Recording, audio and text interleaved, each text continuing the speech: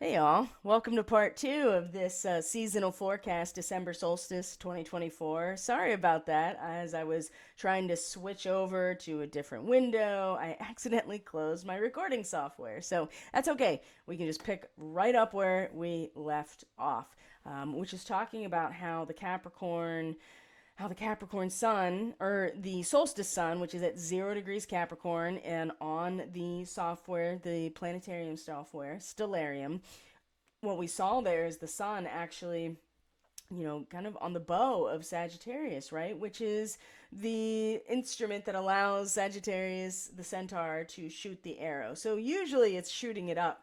Excuse me, shooting it up. And so this this really is kind of like a choice point, and we've all made the choice already. Energetically, it's all here. It's really the T square that is it's really the T square that we're going to experience here that is going to bring it right to our awareness at a soul level, right? The sun represents the expression of the personality, the individual personality. So it is the center of our existence, it is the center of attention in the astrological chart, and the way that we express ourselves personally is what the sun sign represents. And so it's very much connected to the personality. It's the personality expressing itself through our passions and our desires and our sense of illuminated awareness, right? The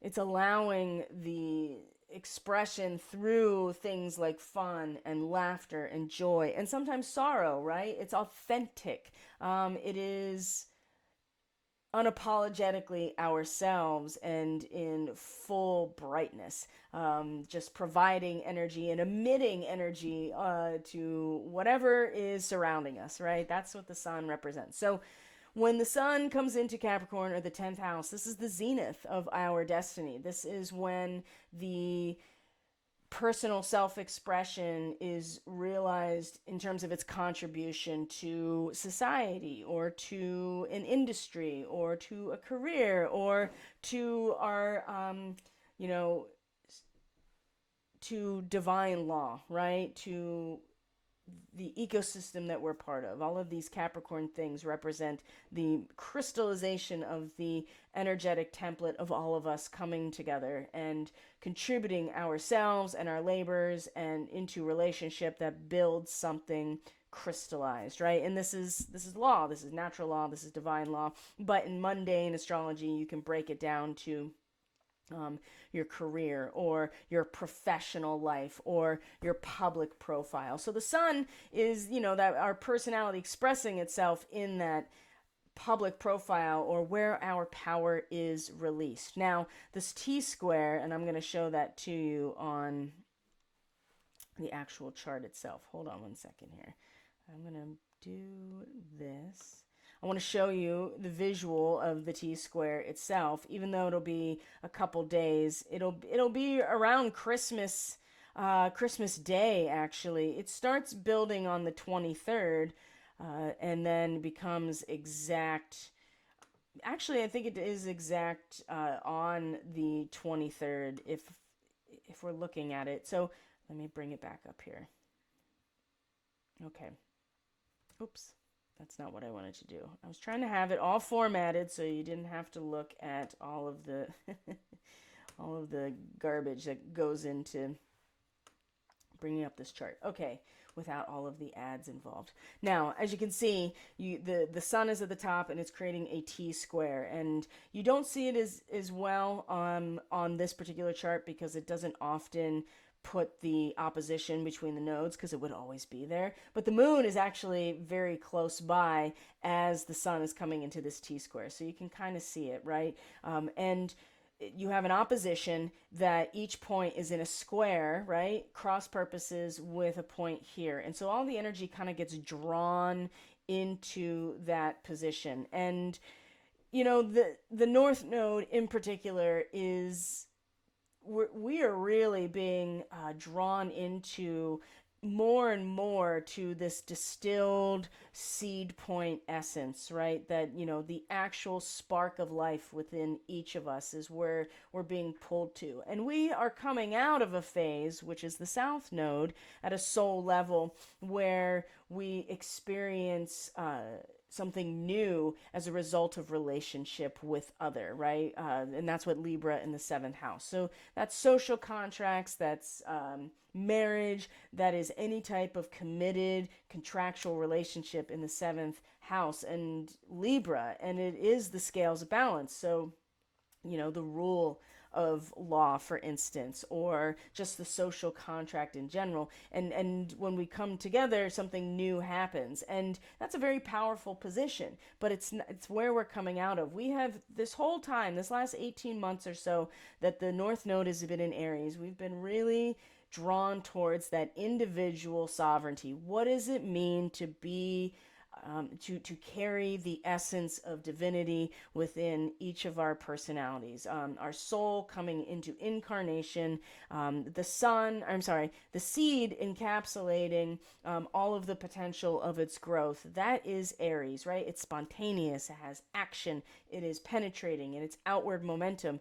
And Mars, the ruling body of Aries, is now retrograde. So it's been making it a little bit difficult to really act at a soul level, to have an agent of our on the ground personality acting on these things now that it's retrograde. And of course, Mars being retrograde is one of the worst, right? Because there's no other planet in terms of its archetypal representation that would be the antithesis of a retrograde than Mars, right? There is no stasis, stillness. There is really, it's so difficult for Mars to represent anything other than out the gate, right? The spark of creation. So we're really having to get that however we can right now with Mars, but not overdo it, right? Mars retrograde, I feel like, constantly overcompensates if we are not comfortable with pulling that energy back, especially as the North Node is just like, no, we're going in this direction. What does it mean to be me, right? Where does my self-worth really come from? What is the subjective experience of I am? Because that's where it all begins. And as the soul is pulling us in this direction, pulling us away from, all of the potential newness that comes from each of us bringing ourselves forward into relationship, the sun,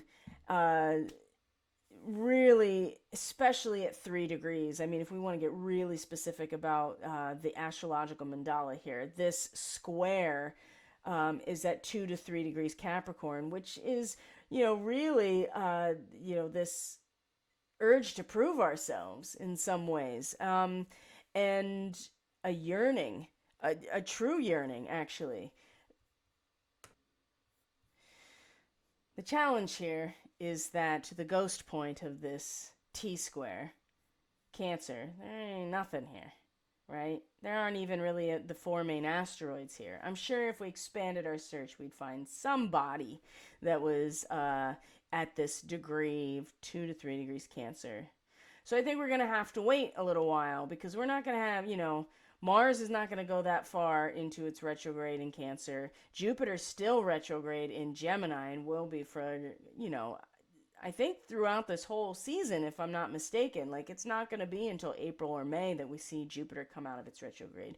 So we're really not going to have the representation, the testing of the will, truly, until later. And that makes sense, because Mars isn't going to come out of its retrograde shadow anyway until May. And so a lot of the energies that are present right now are slated to have at least a template to take us out into May of challenges and contention and all that kind of stuff. And this T-square at the solstice is like, we've reached a 0 point. We're at the pendulum swing, and it will swing regardless. And we all want to see ourselves right now, ourselves in the shape of, that ideal life. We want to identify ourselves with that. We want our profile to take the shape of that, that group or that family or that life,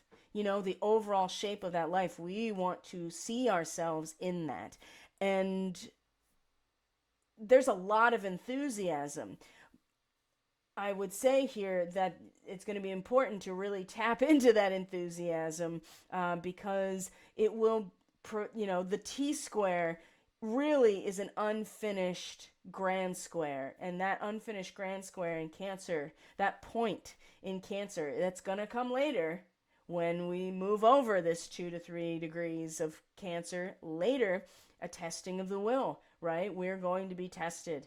Absolutely. So, uh, this enthusiasm, this soul drive to see ourselves as part of the life that we want to be part of, that we are, in our personality in alignment with that and everything that goes along with that. I think that that's something to really hold right now, as we go through the next couple of months, right? And you can't get out of a square, and you really can't get out of a T square or a grand square. You really are stuck. The T square kind of is like, well, I'm not really stuck, because you don't see the ghost point, but it is there.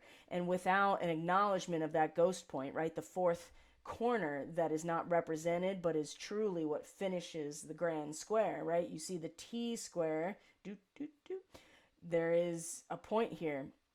I think that being realistic about boundaries and what it's going to take is important, to not just cast aside or pretend isn't there, right? You're just like, it's just enough. It's enough that I want to do these things. It's enough that I'm receptive to growth and understanding. Absolutely, that's really important. But that is a piece of advice for all of us right now. See, this is not about making predictions of this is going to happen and this is going to happen. This is about like, okay, these are the potentials. So here's some questions you might want to ponder. The only way to really know how it's going to affect you personally is to read your own charts, or have someone read them, guide you through them, have a consultation with someone like me or somebody else to go through your chart and look at your natal chart, your progressions, your draconic chart, right? Your oversoul. If you're into the starseed aspect of yourself, that's a layer as well. It's really the only way. And shameless plug here. It's not really shameless. I'm doing all of this so that you know that my work exists. You can go to my website. It's linked in the description box, and I have all my services up in my store. And I'll be happy to help you learn about this map and give you some insight into what I see are the potentials moving forward. So this is one of them. This solstice, right? The pendulum is going to swing regardless. And so what we do with that, tap it. It's hard to tap into that north node. Mars, like I said, it being retrograde right now. It's kind of like an internalized fire, right? That we're just letting smolder in some ways, like not let it, and still tending to it, right? You have to still tend to it. You can't just let it go out just because it is not actively flaming right now. So that's, I feel like, a big part of this solstice is to at least see the resistance and the only way out is through type of thing, coming later, May, June, July, certainly when June into July, late June into July, just because of the, where the sun will be in Cancer, right? We're coming back to the next solstice, right? It'll swing all the way the other way, and those things are connected. So this is a great circling back to this whole Orion thing that I talked about in the full moon, right? That the seeming opposition is really one and the same with just these two facets. And I do feel like that in order to really align with that soul journey right now in terms of our subjective experience, our personality, really coming, our creative potential coming online as souls in a human experience, it's very potent.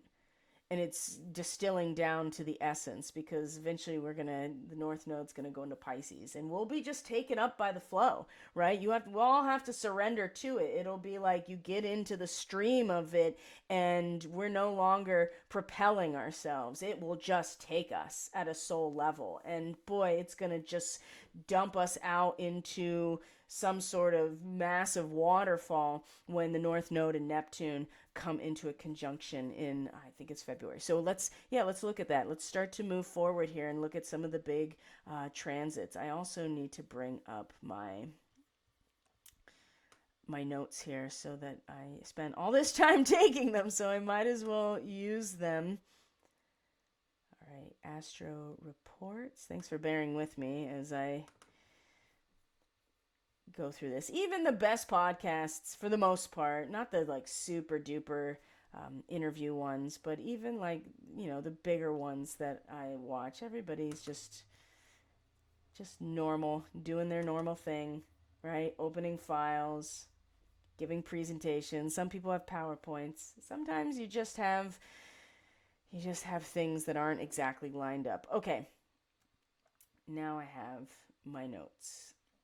Now, like I said, there's a lot happening. There's a lot of squares leading up to this next new moon. So I encourage you to go back and listen to the forecast, the full moon forecast, because I talk about all of those leading up to the next new moon, which is going to be on the 30th of December. It'll be a Capricorn new moon. In the meantime, let me do this, and we're gonna talk about the next really big transit now, which is after New Year's Day, which to me means so little at this point. I mean, I'm more interested in the Chinese, the Lunar New Year, and there'll be a report about that coming, and that's going to be in February. And then, of course, the astrological New Year, right, with spring.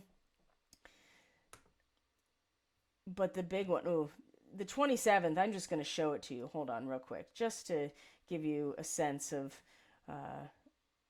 here we go. Look at all this, right? Saturn and Mercury and Jupiter, that T-square. Again, I talked about that in the full moon report. So you can always, I don't need to rehash that. That's the point I'm trying to make. So let's go to the 3rd. So we are going to look at Mars opposite Pluto. This is the second of 3 oppositions with Mars and Pluto. The first had already happened while Mars was direct and Pluto was in its retrograde, and now the tables are turned, which is, I think, is more difficult of a transit because Mars is retrograde and Pluto is absolutely direct at this point in Aquarius. So we're looking at the Leo-Aquarius axis.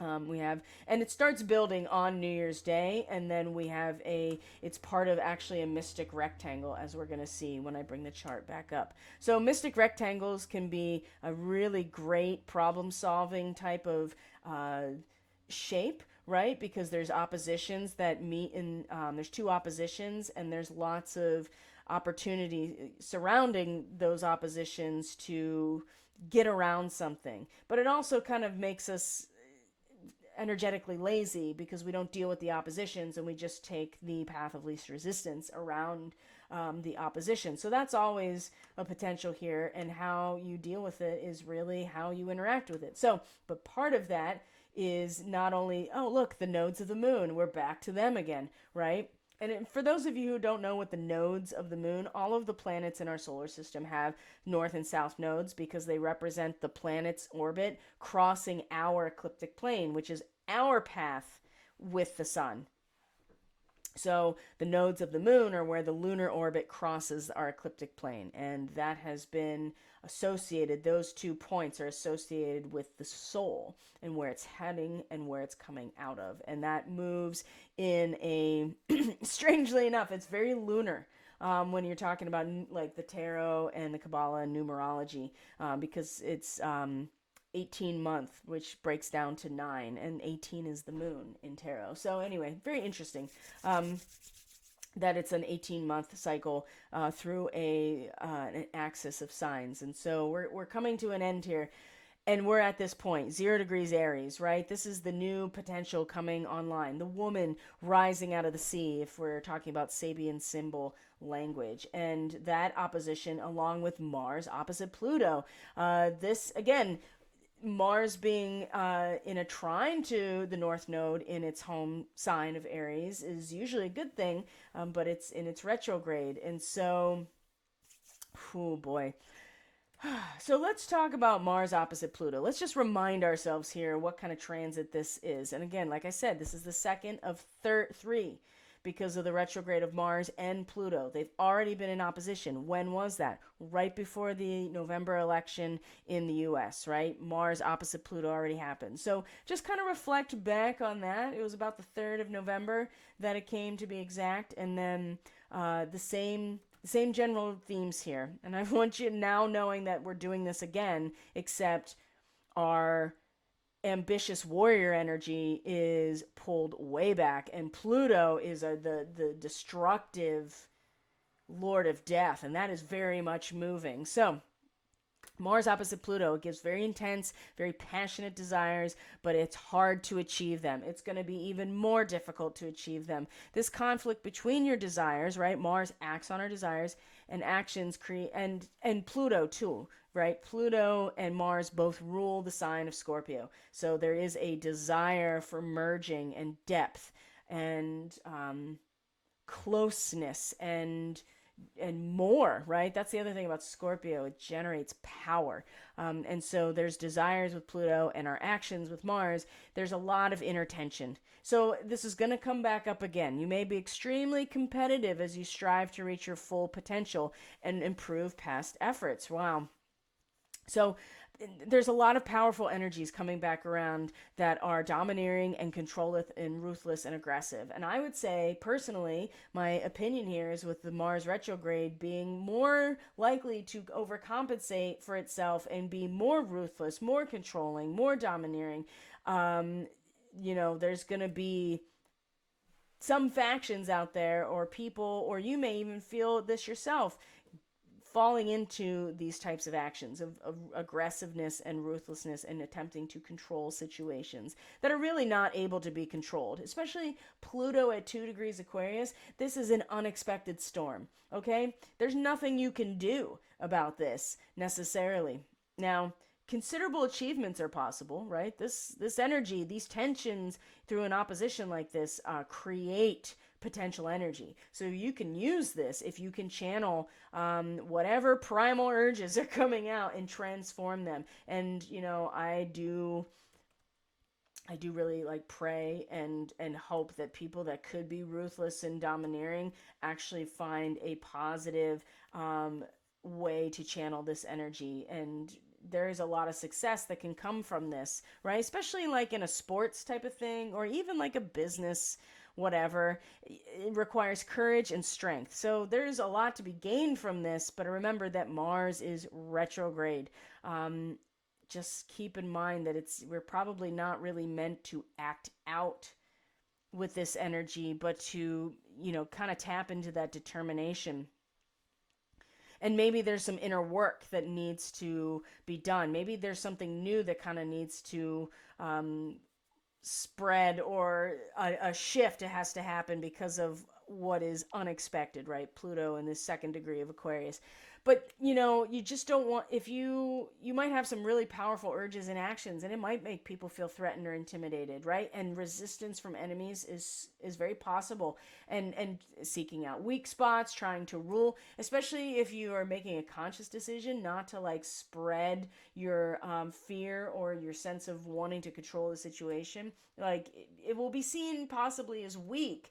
And with the sun in a square to Neptune, you're right, there's already weak spots that were kind of created. So I am concerned that if your defenses are already weak and you haven't done anything to really help that or fortify that, this is going to be, you're just kind of leaving yourself open. So choose your battles carefully. Whoo, boy. Your efforts may not succeed right now. Again, Mars retrograde. Use your energy to transform your goals to remove the heat. If you have to fight, try enlisting the help of other motivated people. So this is coming from astrologyking.com, some of these basic traits here with Mars opposite Pluto. But again, Leo and Aquarius, right? The performer and the audience. Well, the audience is changing. It's going through an unexpected event, and how we project ourselves based on that, our actions based on that. Maybe, it's not time for them to necessarily spread through the collective because things are changing. Maybe it's something that we just kind of use to our own advantage, right? Just taking advantage of that energy, especially with the soul moving us into a realm that's just so pure and distilled in terms of our creative potential as an individual, right? These Aries, that Aries energy. So yes, there's lots of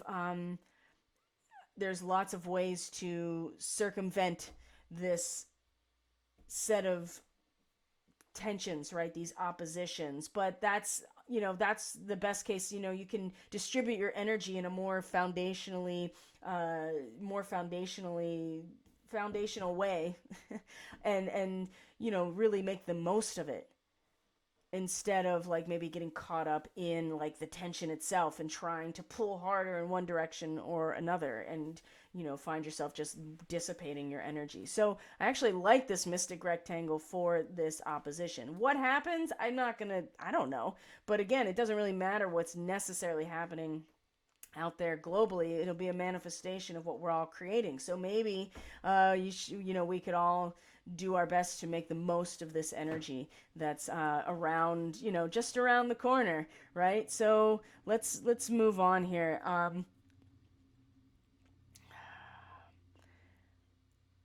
I said I was going to talk a lot about the sun and Mars. That's actually a great one. So about the 15th, I'm going to bring this up here. So we're going to start looking just at hot spots along the way to keep an eye out for. I mean, here's the thing, guys.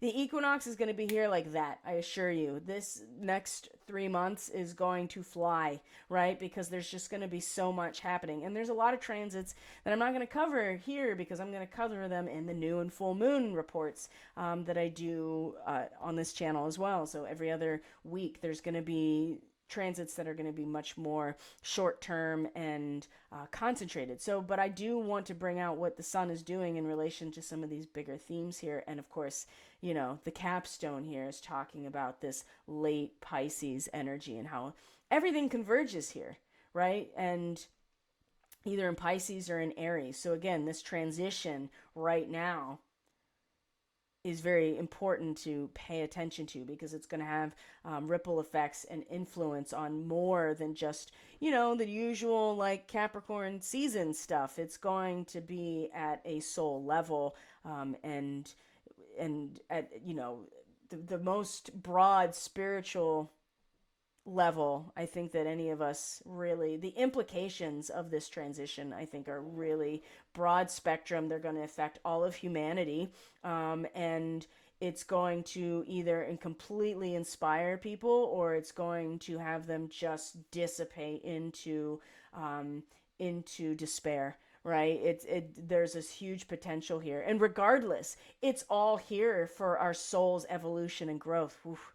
I just got a big rush of confirmation about that. So that's the other thing to consider, is even going through that process, as difficult, and maybe it's painful, maybe it's exciting, maybe inspired, whatever it is, it's all here for the soul's growth. And that will be definitely illustrated by the North Node, because we wouldn't be going in that direction if our soul didn't want to be moving in that direction. So let me cue up the next big transit, which is the sun opposite Mars, and that's on the 15th, and I do believe that came up in somebody else's predictive analytics. I think it was Cliff High. He talked about the 15th. So the sun opposite Mars. Now Mars will be very much in Cancer. Nope. Sorry, guys. Mars will be very much in Cancer. It doesn't come out of its retrograde until February, and then doesn't come out of its shadow until May. So Mars will be going back over old territory in terms of what we're acting on. So, but the nodes will be in a different place. They will not be ruled by Mars and Venus anymore. They will be ruled by Chiron and Neptune.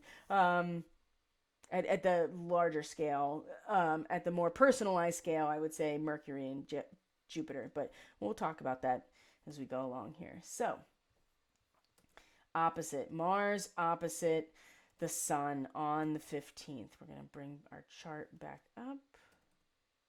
Yes. Look, I formatted it first. I did it. I can learn. I can't really multitask when it comes to everything else. In real time, I can multitask like you wouldn't believe. But for whatever reason, once I get on a recording, I can't seem to do it. Okay, so Sun opposite. So another starseed activation, big time. So Capricorn, late degrees of Capricorn, Cancer are definitely Pleiadian. I would read these as Pleiadian in a chart. And then also to Procyon, the star Procyon in the little dog. If you have Procyon starseed markings, then you know what this is all about. And the opposition with the Sun and Mars is, now they're in water and Earth, but normally they both rule fire signs. So the tension here can increase your assertiveness in achieving your desires. Now, the Sun at 27 Capricorn, this is not only a Pleiadian marking, but this particular territory, 26, 27, 25, 26, 27 Capricorn, 28 Capricorn, is the crystalline grid of our planet as well, right? That's the connection, because the Pleiadian energy connects to this grid seamlessly. It takes nothing, right? It's like, it is completely familiar. So,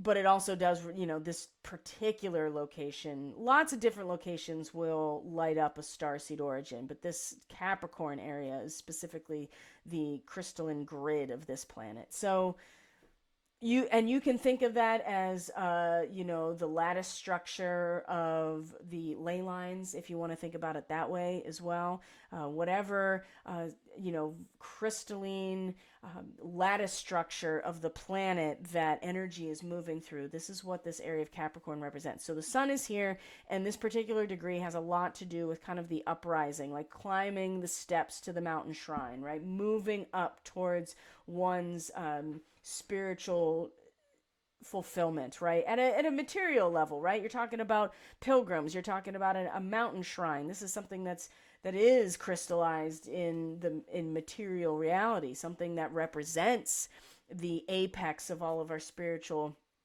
searching.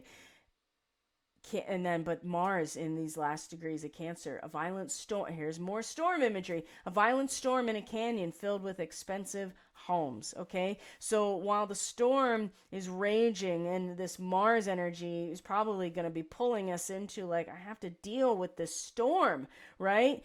The Sun is like, we're climbing the mountain here. And so there is something to be said for the opposition here, giving you that sense of assertiveness. Despite the storm in the canyon, maybe there is this desire to leave the canyon and traverse the path up the mountain, right?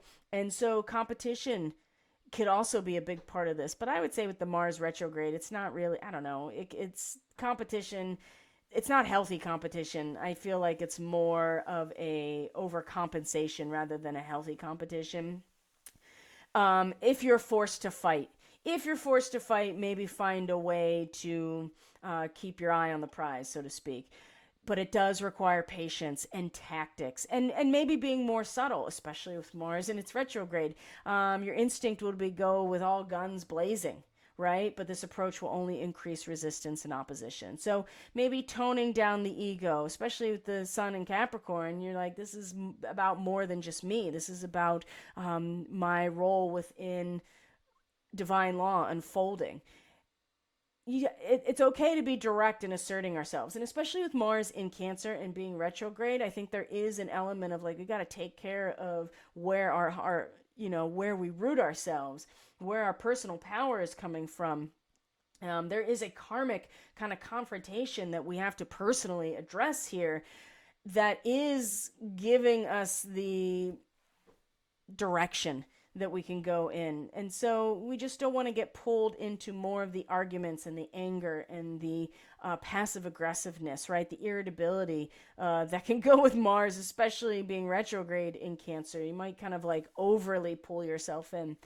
And others can try to assert themselves over us with a sun opposite Mars, especially if we're more quiet or submissive. So if you are one of those people, and talk about Pleiadian energy, not so submissive, but like just having poor energetic boundaries and kind of getting pulled into empathing things that you're not really supposed to be empathing. If you find yourself being more like that as a Pleiadian, this is a great opportunity to kind of tap more into your assertiveness in a healthy way. So that transit seemed, and that's on the 15th, right? And so who knows what's gonna transpire as a result of that. Right after that, Venus is in a conjunction to Saturn on, I think it's the 18th, and that, the conjunctions are important to look at too, because they happen once a year basically. So the squares and the trines and the sextiles, they happen consistently throughout the quarter, but having these conjunctions, they're gonna only happen once, right? And maybe with Venus and Saturn, it might happen again because there's a retrograde of Venus from Aries back into Pisces. And as you can see, Saturn is chugging along in Pisces. So I just want to show you the 18th real quick, and then we'll start zooming back out again into main patterns. All right. Because Venus and Saturn coming together is important. It's really going to fortify, especially in Pisces. It's really going to fortify when otherwise we could just find ourselves just like giving and, just kind of losing all sense of like boundary and value.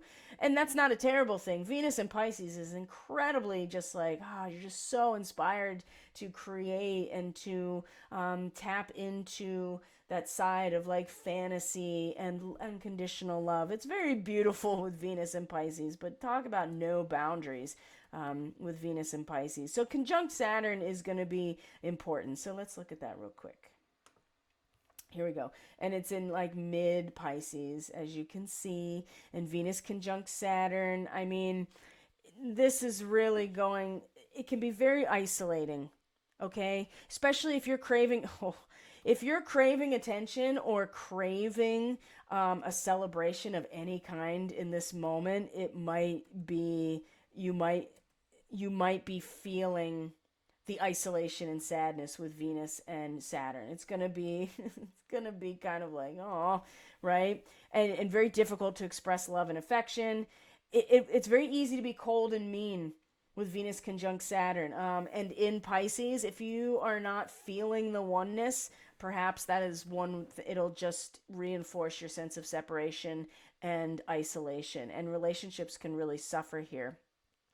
And yeah, even an existing relationship that's healthy might be tested, but ultimately will pass the test, right? And there will be a sense of celebration, I think, with these two coming together. And really just refining yourself in relation to how other people are inspired by you, right? And how you really carry yourself with Venus and Pisces. I think that this can be a really good transit. And karmic lessons, right? Sadness and I just talked about this. Sadness or painful experiences endured will be karmic lessons that lead to a greater understanding of mutual love and respect or loyalty. So things are very serious here, but there's also this sense of like, you can feel and experience the karmic lessons of any sad or painful experiences. But I also get the sense that if you're really valuing refining yourself, then I think this will be something that it'll be serious. It's kind of hard to get anything positive out of this, other than if you already have really strong relationships spiritually, as well, and or your current relationships have a very spiritual or very unconditionally loving component, then this will just make you, I just feel like it'll make you feel more responsible and committed, and there will be a sense of celebration in some ways. But if you are craving attention that you're not getting, this is just going to make you feel more isolated and sad, and that's going to be difficult. I mean, this time of year is not easy, especially as the sun's going to come into Aquarius. It's its weakest in Aquarius, which, is right around the time that the inauguration is meant to happen, and the sun will conjunct Pluto on the 21st, right? And again, an unexpected thunderstorm. So just know that on inauguration day, we're going to have sun conjunct Pluto, which is, again, an opportunity to really tap into some power here. But also just know the degree that it's happening in is something that we have no real control over. So let's look at that real quick here.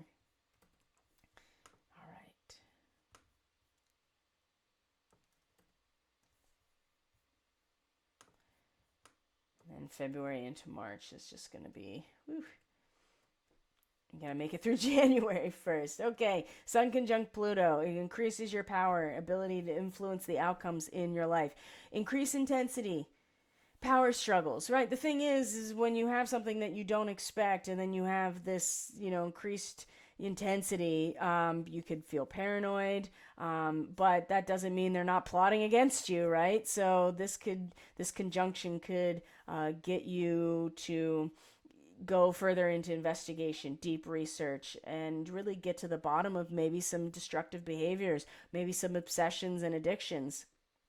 Complex relationship dynamics can become much more apparent with Sun conjunct Pluto. And we're talking about Aquarius, so we're talking about the collective consciousness, right? The essence of everything that we contribute to creating as a society is the civilization, right? Civilization's more than the institutions that we contribute to creating. It's something that transcends that.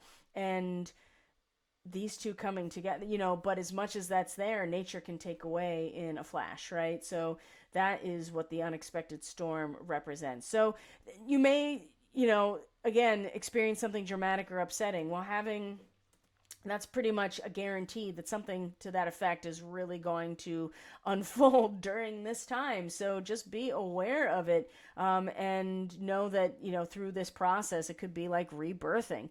It can lead to greater self-esteem, personal effectiveness, and you may withdraw a little bit in order to kind of make sense of all of these things. And then from here on out, I mean, there's a lot of, like, Mercury is going to be opposite Mars, and so especially Mercury will be in Capricorn, right? It's just following right behind the sun at this point. And so it's all business here in terms of our words and our thoughts and our communications with Mercury and Capricorn. And we're like committed to the goal, right? And so, yeah, there may be arguments and conflict at this point with Mercury coming into an opposition to Mars. Oh my gosh. Just know that that's coming.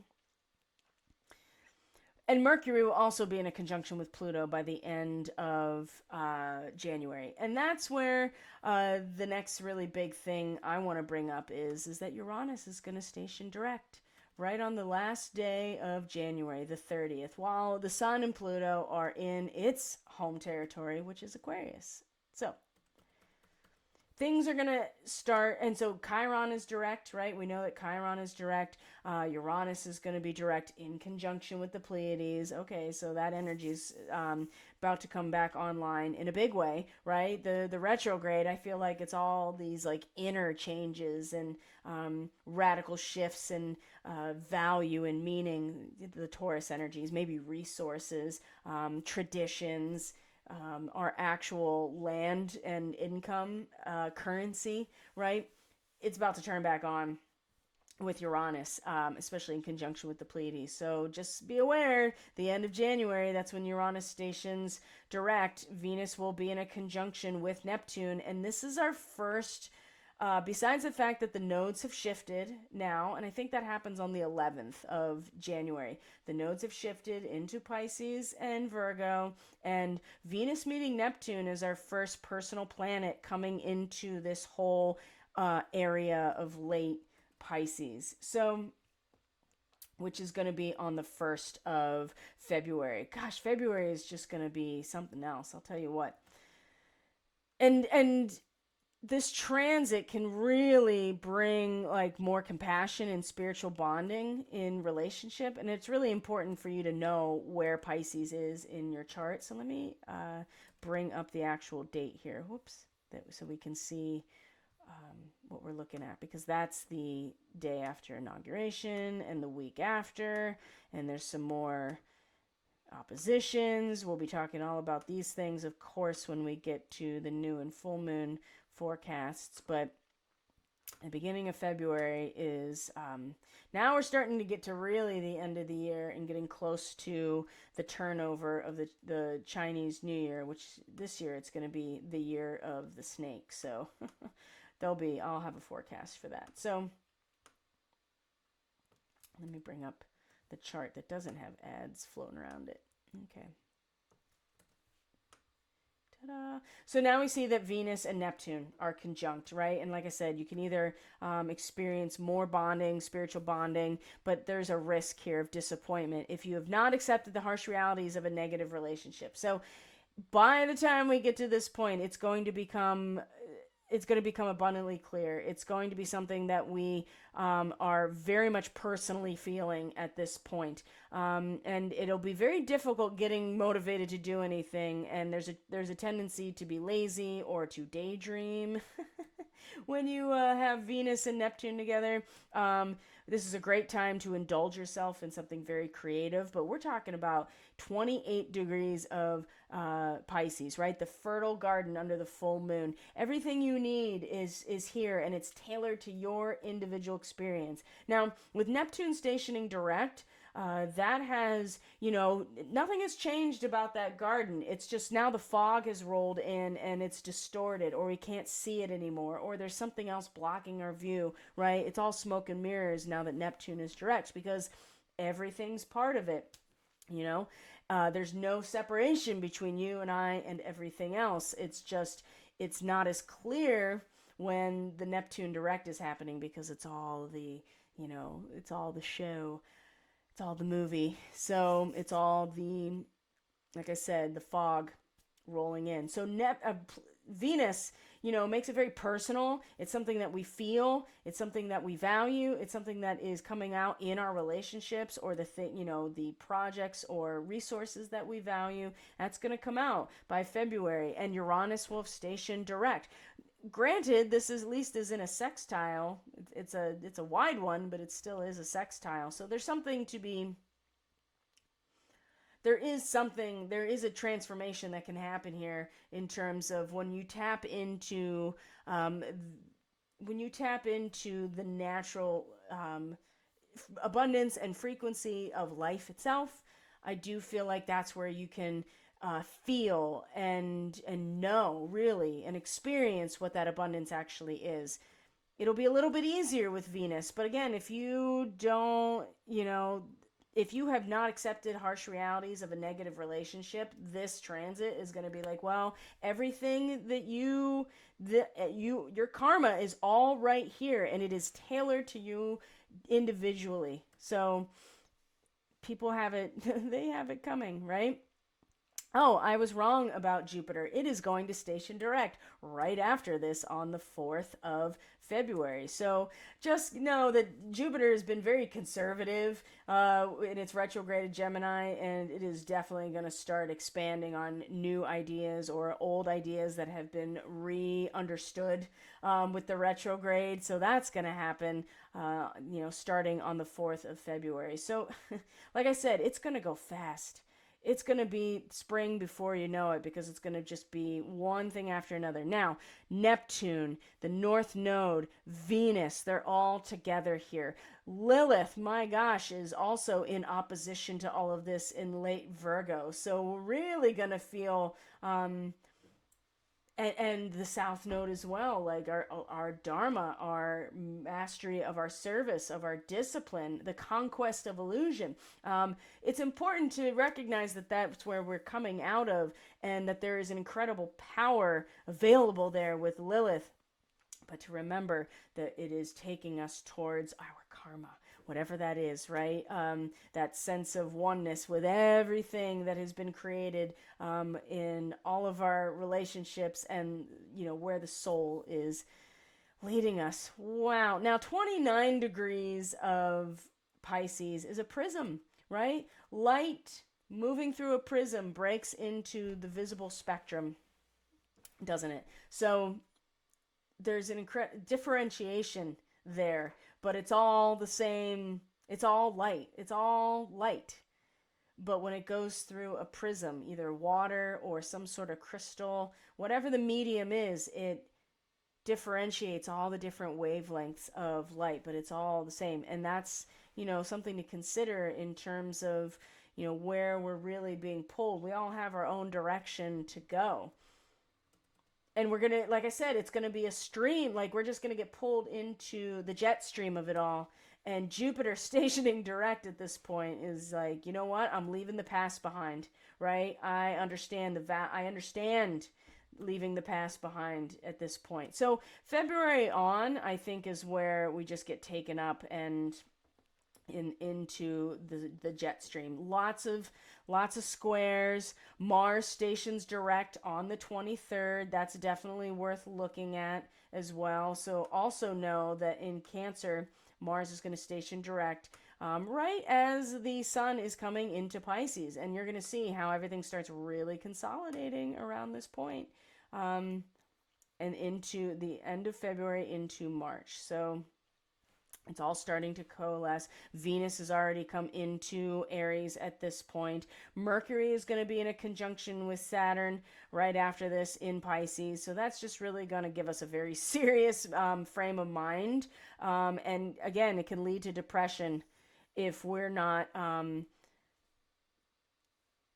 patient and using sound judgment, right? And really having, I think, a sense of almost, it'll make us very serious, but also of the importance of being very energetically aware, right? That we can't necessarily rely entirely on just our mind. And Mercury in Pisces does, especially when it eventually reaches Neptune, right? I mean, it just becomes, our conscious mind is just washed over with all of the fantasy, all of the illusion, all of the astral realm. Like, it's so wonderful, but it's also a lot, it can be very, you can really just get lost in the fog mentally with Mercury and Neptune together, especially like this in Pisces. So this connection to Saturn, even if it causes some problems in communication, or you feel like there's some communication issues, just know that, like, you can kind of take it back at that moment and really kind of pull it into discovery that's unconditioned, right? And realizing that there is unlimited potential. But you have to actually be disciplined in some ways mentally in order to, filter out all the noise and get serious about what that is, your self-discovery, right? Again, because we're going to be pulled into this jet stream. And Venus is going to station retrograde at the very beginning of March. And so, now, granted, one thing I will say about Venus in Aries is that she's in her detriment, right? She is the ruling planet of the opposite sign, which is Libra. So Venus really doesn't feel, Venus is not very well aspected here at all until that last 10 degrees of Aries, which is the Four of Wands, right? It is a sense of like creative completion, that there is something that has come full circle when Venus is in these last degrees, because she is then coming home to Taurus. So the retrograde, I feel like, is, and back into Pisces, is a nice opportunity to sit tight with this energy, right? To not feel like that there is something creative that we have to accomplish or complete in this moment, that maybe the soil is not totally ready for the seed point, if you know what I mean.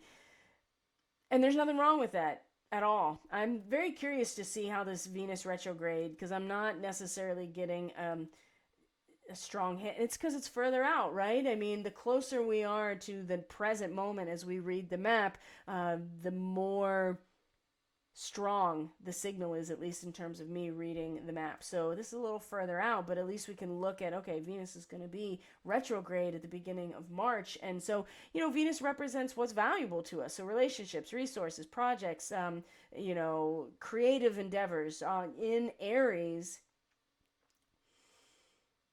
I think she's going to be able to sit back a little bit in this retrograde and maybe pull in, be a little bit more possessive about that, that creative potential. Maybe not putting it out there so much. Maybe taking back a little bit, and maybe there's more to be inspired by, because Venus is going to go back into Pisces during her retrograde. So now we're into March, and we're leading up to the equinox. So Mercury is going to conjunct Neptune as well during this time, and conjunct the retrograde of Venus. All of these conjunctions in early March in the Pisces energy, it's going to be Mercury, it's going to be the Sun conjunct with Saturn, it's going to be the Sun conjunct with the North Node, the Sun conjunct with Neptune. And in fact, during this time, not only are we going to have a Mercury retrograde, Venus retrograde, so personal planets, the Sun's going to conjunct Neptune, but then Neptune is going to move into Aries for the first time in like 106, 60 plus years, right? This is the beginnings, just the rising out of the ocean of spirit of a new spiritual creative potential, right? A new potential for humanity is going to just kind of like surface just a little bit. Neptune will retrograde. Let's see here. I want to get to the equinox. Okay. So that, I can show you here when Neptune, it's after the equinox. It's in the spring, in what looks like April, yeah, it looks like April, that Neptune is going to move into Aries, right? The early April. So, of course, I'll be talking about probably that for sure in the Year of the Snake, right? The Year of the Snake, Chinese New Year forecast that's going to be coming up. So just stay tuned for that. Especially if you're not subscribed, you might want to consider subscribing so that you know when I drop videos. So I do new and full moon, as many of you well know. And yes, that's going to be the next large scale forecast, is going to be the upcoming Chinese New Year and the Year of the Snake, and just kind of looking at what's going on around that and seeing what wants to come forward energetically that I can read for you. So my friends, that is plenty.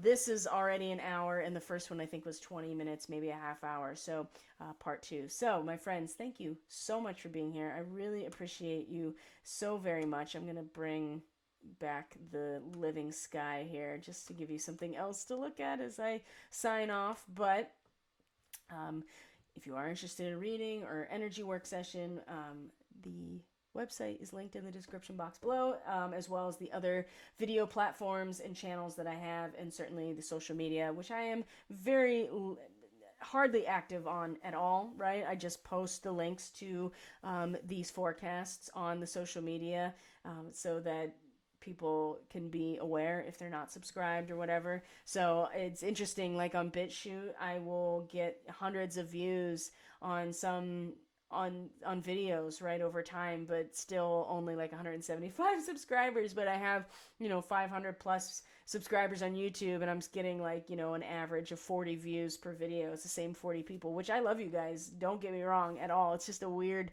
dynamic. So you may want to consider subscribing if you aren't already, and certainly you can interact with content to help support it. So I think that's going to do it for this solstice forecast, this December solstice forecast. So everyone, take care of yourselves. Enjoy the solstice and the holiday season, however you celebrate, whatever is meaningful to you. Take care of yourselves. Take care of each other the best that you can. We're in for quite a ride as as this temporal map is showing us. And I look forward to the next installation of the astrological journey. Take care, everyone. I'll see you on the new moon video at the end of the month. Bye for now.